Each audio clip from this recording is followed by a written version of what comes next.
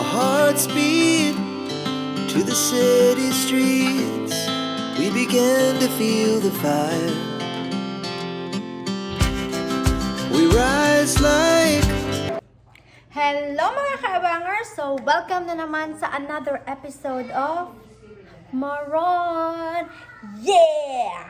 So, today, we're gonna celebrate yung Labor Day dito sa United States, September 4. So, I decided na mag-barbecue kami ng family ko dito sa bahay. So, right now, I'm starting to put out things. Ilabas ko yung mga bread sa labas. Ayan. Yes po. Yes po. What happened? What happened? What do you want? Oh, ito. Wala na naman akong magagawa po, guys. Ito na naman. Let's go. Let's go. Hold on. Mommy's gonna put things down. Okay. Alright. So, I got... Miss Elda? Okay. So, ayun. No, we're not going anywhere. No. Hindi ko pwedeng... I can't take her outside yet. Kasi pag lumabas ako guys agad, magsi-swimming agad yun. Eh medyo mainit pa. So I'm trying to keep her inside the house. But, yan. So, dito tayo. Ang hirap. Dito tayo guys, dito tayo. So, ayun guys. Nagpe-prep ako for later. Gumawa pala ako ng ng flan the other day. Last night. Last night pala ginawa ko to ulit. So, para meron tayong something today.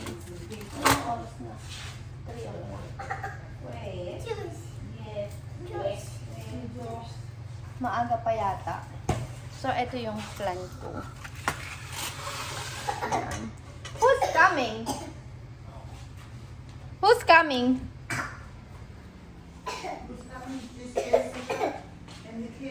Oh, Sherry's coming, no? No. She's not feeling that good. Oh, okay. Ayun, so kasama ko yung biyanan ko at saka yung lola ng asawa ko, yung nanay niya. Ayan. So, eto guys. Pakita ko sa inyo yung ginawa ko ng isang kagabi. Lagi ako ng isang gabi. Kagabi pala to, kagabi. So, ayun guys. Since today is Labor Day, lahat ng tao tinatamad. Charot, ayaw na magtrabaho. Eh ako yung talagang wala trabaho. So, ako yung gumagalaw ngayon. Charot, joke lang. So, no Labor Day, normally, lang kami na nasa bahay, barbecue, ayan, konting salo-salo. It's just another form of family get-together. Yun yung pinaka main thing namin for Labor Day. Sometimes, siguro, magsha-shopping, pero we choose to do the barbecue today and just chill dito sa bahay. Since konti lang naman again yung bisita ko, kasi yung iba hindi nakarating, medyo masama yung pakiramdam. So, just like what I said, I have my in-laws here, at saka yung grandma ng hubby ko, and we have our babysitter as well. And we're also expecting for my sister-in-law, Jessica, and her 2 kids to hang out with us. So, ayan, diba kinatok-katok pa yung leche plan ko. So, ginawa ko to kasi kagabi eh. So, sana masarap siya. This is not the first time I made this. So, sampalataya naman ako sa gawa ko so far. Tingnan nyo naman guys, yung consistency niyan. O diba? Utal-utal ka pa, bakla ka. So, ayun. So, gaya nga sabi ko, we're just planning to go to the pool and then kain dito, kain lang dito, barbecue, we bought some burger and some chicken. Ayan. O, diba? Pack na pack na pack. O, parang order mo lang sa restaurant. Sinong may gusto? Pwede na po kayong umorder. Tumatanggap na po ako ng order. Magpa-reserve na lang po kayo, okay? O, diba? O, ang saya. So, aside from for the plan, nag-bake din ako ng macaroni cheese. So, luto-luto. O, diba? Napaka-chill lang po talaga ng araw na to. Ako lang lahat yung gumawa napaka-simple lang siya. Again, just for us to have reason to be together and eat, magpakabusog. Yun yung pinaka-ano namin dun But, good thing, medyo maganda talaga yung panahon sa labas. Yung may araw siya pero hindi ganun kaalinsangan, hindi siya masyadong mainit. So, perfect for barbecue outside. If ever they wanna sit outside, carry boom boom lang. Pero syempre, yung mga queens natin nandito sa loob, dito lang daw sila sa loob ng bahay. Which is, I don't blame them. Mas masarap nga naman, di ba, pag aircon. So, I have the patties and I'm taking it outside. And of course, ang ating chef ay wala pa ring iba kundi si Lolo Seth. Yes, si Lolo Seth ang ating master chef. Every time meron tayong handaan, may pakembot, ganyan. Ako yung assistant lang. So, while I'm outside here, pakita ko sa inyo yung bahay ko. Just a quick peek. Ayun yung likod bahay ko. Tapos dito yung pool. So, dito kami magba-barbecue. Ayan. Ayan yung inaayos ko kanina Inaayos kong mga lamesa. I'm trying to fix it para may space. Yung pag lumabas sila dito, hindi siya masyadong masikip. And then at the same time, hindi din siya nakaharang dun sa barbecue. Yan. Ako lang mag-isa, puro na lang. Ako na walang malay. Bakit ako? Yun yung peg natin. So, wow, di ba? Ang lakas ko. Tula ko yung barbecue namin. Yung barbecue grill namin. Di ba? Pak! So, nalinisan ko na ditong area na to kanina So, of course, nagkalat na naman yung Junakis ko. Magbubuhat ako ng lamesa. Okay lang naman yan. So, pag nag-start siyang mag-cook, siguro papasok na ako sa labas. Siya na lang bahala dun.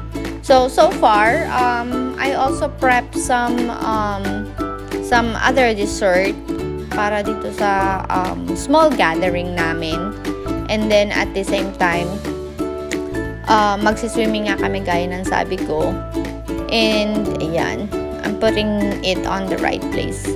So, wala na, hindi na siya maganda, hindi ko na siya decorate, hindi ko na nilagyan ng kung ano-ano pa mang mantel or linen. Yung tamang chill lang talaga, as in chill, kasi kami lang naman di ba? So, it's a family day as well. Yun yung best part doon. So, ayan. Yung mga bata nasa loob pa, hinihintay pa rin namin yung sister-in-law ko. So, Labor Day, normally, same lang din naman sa Pilipinas yung Labor Day The only difference is September 4 yung Labor Day dito sa United States. And then, I think sa atin, May 1, di ba? May 1 yung Labor Day dyan sa Pilipinas. So, ayan, naayos ko na yung lamesa. Sakto. Diyan ko nilagay yung lamesa kasi may electric fan dun sa taas para hindi mainit just in case. And may nakabukod na table yung anak ko, syempre, di ba? Iba yun Ibang leveling yun, laging nakabukod. O, di ba? Donya, nakaano sila dyan. Chill lang sila madam. Yan yung biyanan ko, tsaka yung lola niya. Si Grandma Harleen. At yung anak kong makulit, eto, dito lang siya sa loob ng bahay muna. Kasi pag nilabas mo yan, magsiswimming agad yan. So ito, nagprito din ako ng lumpiang Shanghai. Ito yung isa sa mga binili ko dun sa Filipino store the other day. Yung last time na nandun ako. Ayan. So, magluluto na muna ako. Nagugutom na ako, guys. Hindi pa ako nag-aalmusal. Anong petsa na. So, hindi ko nga alam kung paano nagkakaroon ng energy para sumayaw. Go lang. Happy lang. Hanggat, sabi ko sa'yo, there's always a reason for you to be happy. Kahit anong klaseng busy mo, pagod mo, it's always depend on the person. How would you run your life? Kung gusto mo masaya or hindi. So anyway, ayan, nakapagluto na ako ng Shanghai. Ang daming pagkain. Tapos ayan yung kakainin ko, di ba? So labas tayo. Ayan. Mas gusto ko dito sa labas para ano naman tayo ng sun kahit konti. So with all this barbecue na igigrill nila, syempre mas pipiliin ko pa rin ang kanin. Kanin is life. Kain tayo, guys. So, yung kagandahan dito, kita nyo naman pag kumakain ako, nagkakamay, toyo, wala akong pakialam. And the good thing is, yung mga biyanan ko, since siguro kilala na nila ako, 8 years na kaming kasal. So, from the beginning, nakita niya nila ako na ganito ako. Hindi ako nagtatago sa kanila kung anong ugali ko, yun. Kasi I believe, bakit nga naman ako mag-iinarte? Alam mo yung Papa Demure, ganto. Hindi naman ako yun. Ayoko sa lahat yung nagpapanggap. Guys, hirap magpanggap. Tandaan nyo yan. So, mas always better na ilabas nyo yung tunay nyong anyo. Para accept kayo ng walang questions.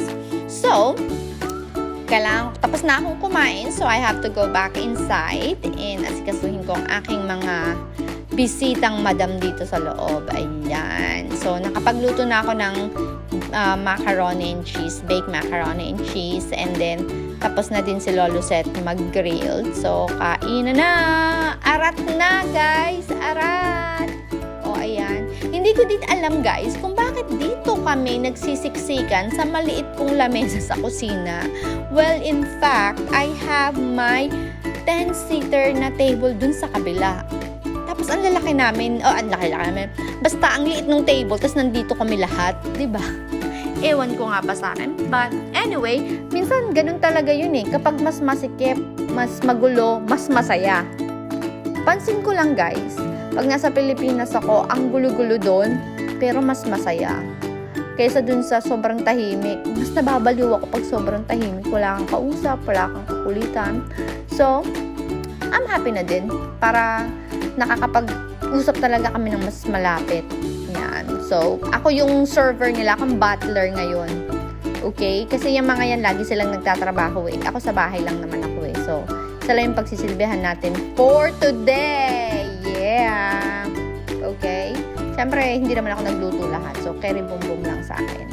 At saka nakakain na ako. Yun yung reason. Kaya nauuna akong kumain Diba? Kasi pag hindi agad ako kumain, hindi ako makakain. And of course, ito ang ating mga dessert. O, diba? Sobrang yummy. Ang dami. We have cookies and some sweet. Ito, bet. So, ayan. Lumabas ako. Mas bet ko daw again dito sa labas. At the same time, nagsiswimming yung anak ko. So, while I'm eating, napapanood ko din siya. Nakikita ko siya. And, ayan. Katabi ko yung pamangking ko, si Jaden. Habang kumakain kami dito. Go, diba? Ayan. So, I like the fact na nakakakain ako at the same time, napapanood ko yung dalawang anak ko na nag-e-enjoy. Kasama nila yung grandpa nila sa swimming pool. So, ang ganda guys ng weather today. It's perfect for a perfect get-together on a Labor Day. So, everything is a blessings, guys. So, I'm so glad that you guys are able to join us, me and my family, to celebrate our simple Labor Day get-together.